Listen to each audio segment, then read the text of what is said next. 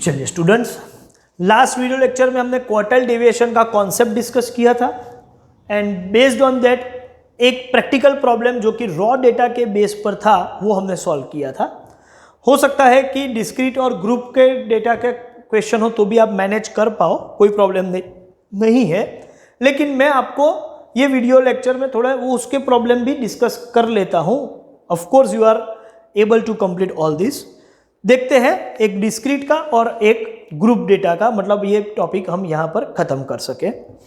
तो क्वेश्चन है calculate quartile deviation and its coefficient from the following data, और data है weight in kilogram and number of workers. तो question को मैं यहां प्रेजेंट कर रहा हूं वेट इन केजी, जिसको हम बोलेंगे x, and number of workers जिसको हम बोलेंगे f, फ्रीक्वेंसी। और वो वैल्यू है 60, 61, 62, 63, 65, 70, 75 and 80.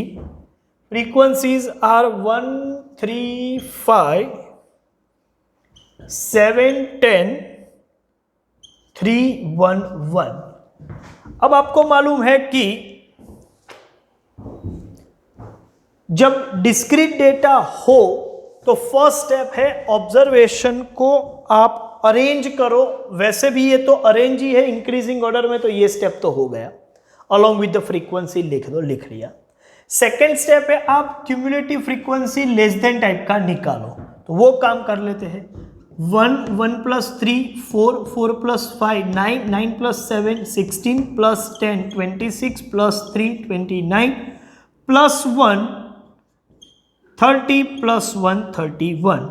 इसका मतलब टोटल 31 है। अब क्या करना है, सिंपली मुझे Q3 और Q1 चाहिए, तो मैं वर्किंग करूंगा। पहला वर्किंग है कैलकुलेशन फॉर Q3। तो Q3 के लिए डिस्क्रीट डेटा हो तो फैक्टर वैल्यू 3 × n+1/4, पहले ये वैल्यू निकालेंगे। 3 × 31 + 1 / 4, तो 32/4, 4 × 8, 8 3 जा finally 24।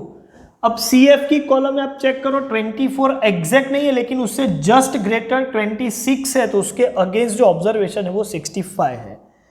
Cumulative frequency just greater than 24 is 26, और उसकी वजह से आप बोल सकते हो कि Q3 इज 26 के अगेंस्ट जो ऑब्जर्वेशन है, ठीक है, वो है 65। तो Q3 इज इक्वल टू 65, लेकिन यूनिट क्या है, kg, तो मुझे मेंशन करना पड़ेगा Q3 इज 65 kg। चलिए सेकेंड वर्किंग है कैलकुलेशन फॉर Q1। अब फैक्टर वैल्यू होगा 1 × n+1/4, और ये कोई नई बात नहीं है, हमने पहले भी किया हुआ ये। 1 × 31 + 1 / 4, और ये आएगा 8। अब आप चेक करो पूरी क्यूमुलेटिव फ्रीक्वेंसी में एग्जैक्ट 8 तो नहीं है लेकिन जस्ट ग्रेटर 9 है, तो मैं लिखूंगा कि cumulative frequency just greater than 8 is 9। तो 9 के अगेंस्ट जो ऑब्जर्वेशन है वो है 62, तो Q1 का वैल्यू होगा 62, लेकिन यूनिट kg मेंशन करना पड़ेगा। तो Q3 और Q1 तो हमने निकाल दिए। चलिए Q3 Q1 निकालने के बाद कुछ कैलकुलेशन में एरर हो तो मैं देख लूं। 1 फ्रीक्वेंसी की वैल्यू क्या है, 1 3 5 7 10 3 1 1, 1 + 3 4 + 5 9 + 7 16 + 10 26।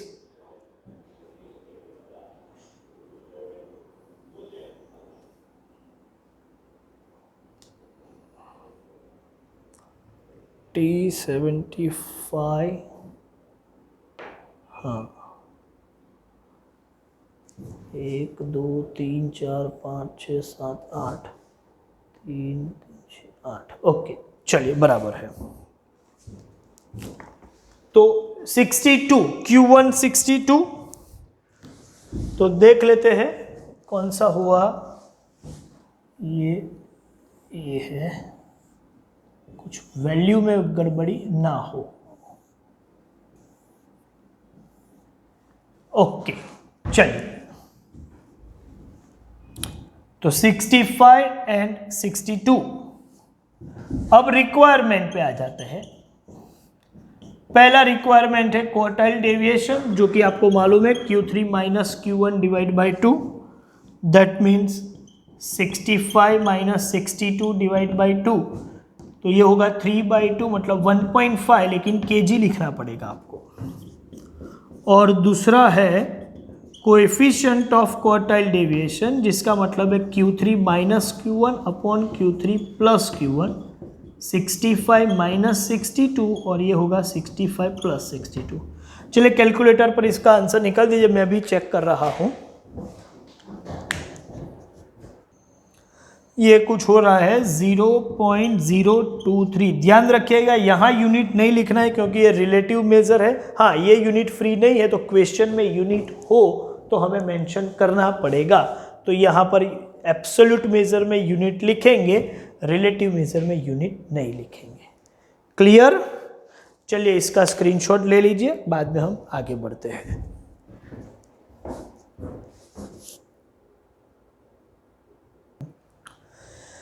चलिए, तो डिस्क्रीट डेटा का भी इक्वेशन हमने देख लिया। अब देखते हैं group data. Find quartile deviation and its coefficient from the following frequency distribution, size and frequency. तो ये ग्रुप डेटा है, तो एक काम करते हैं, यहां पर पहले डेटा को प्रेजेंट कर लेते हैं। साइज मतलब क्लास, और उसके अगेंस्ट फ्रीक्वेंसी जो है वो 10 to 20, 20 to 30, 30 to 40, 40 to 50, 50 to 60। Frequency जो है वो है 22, 38, 46, 40 एंड 20। क्यूमुलेटिव फ्रीक्वेंसी, यहां पर भी फर्स्ट स्टेप में तो क्लास और फ्रीक्वेंसी अरेंज करके रखो, तो ऑलरेडी अरेंज किया हुआ है। Cumulative frequency less than type में 22 प्लस 38 ये होगा 60, प्लस 46 तो ये होगा 106, प्लस 40 146 एंड प्लस 20 166। तो ये टोटल हो गया 166।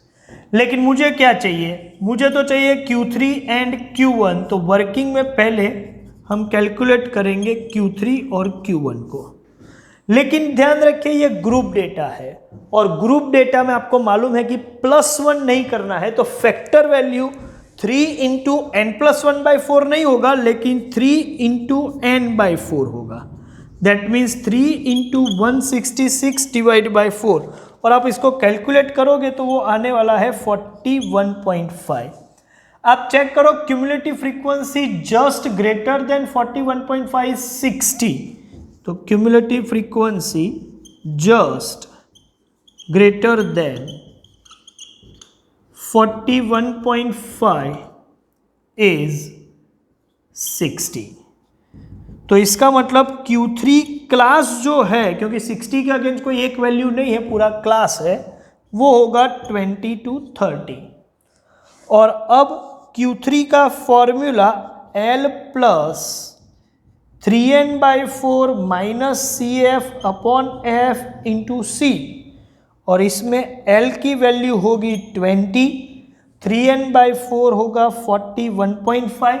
प्रीवियस क्लास का क्यूमुलेटिव फ्रीक्वेंसी 22, Q3 क्लास की ही फ्रीक्वेंसी जो है वो है 38, और क्लास की लेंथ है 10। आप इसको प्रॉपरली सॉल्व करोगे और बाद में फाइनल आंसर निकालोगे तो वो होने वाला है 25.13। चलिए, तो यहां तक तो काम हुआ कि पहले हमने Q3 का वैल्यू निकाल दिया 25.13। अब हम लेते हैं दूसरा वर्किंग, और वो है कैलकुलेशन फॉर Q1। क्या हुआ? मिस्टेक हुई भाई? सॉरी ये कैलकुलेशन में गड़बड़ी है, कैलकुलेशन में गड़बड़ी है। ये 1n/4 है और ये Q3 नहीं लेकिन ये Q1 है 1n/4। तो ये Q1 का कैलकुलेशन। अब हम लेते हैं कैलकुलेशन फॉर Q3। Q3 के लिए फैक्टर वैल्यू होगा 3n/4, 3 × 166 डिवाइड बाई 4, तो ये आएगा कुछ 123, 1.5,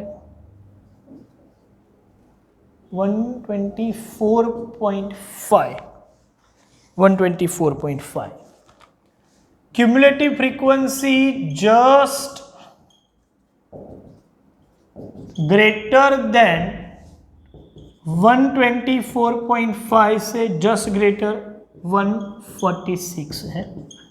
सो Q3 क्लास, ये कैलकुलेशन मैं फिर से बोल रहा हूं कि मैं Q1 का कैलकुलेशन मैंने पहले कर दिया था। ऑफ कोर्स यहाँ 3 रखा था लेकिन कैलकुलेशन में गड़बड़ी हुई थी।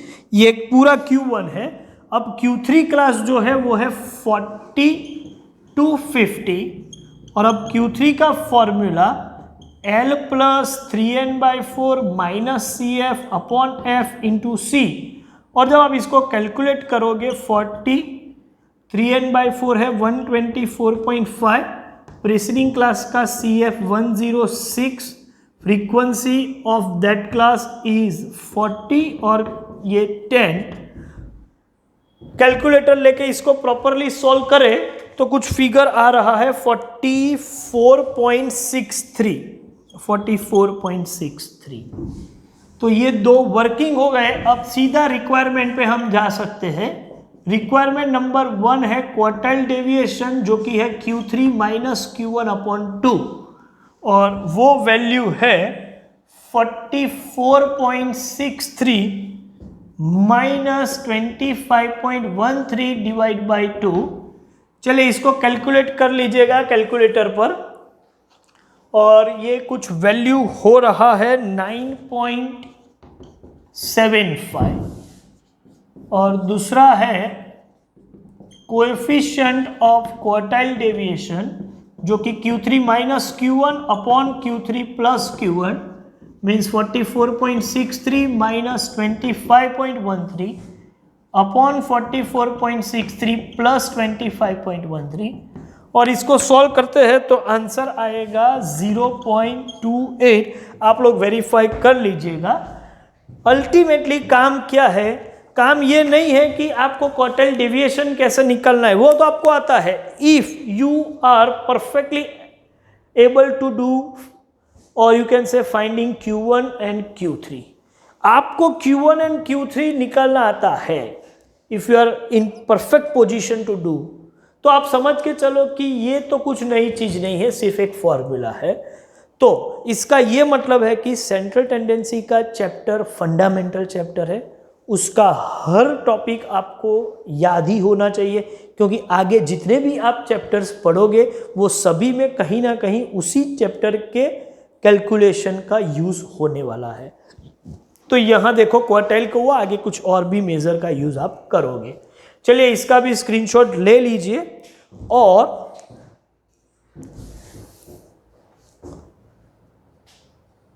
Based on this few homework question will be there. Screen पर लिखे हुए सभी क्वेश्चंस आपको स्टडी मटेरियल में से होमवर्क करना है, ठीक है।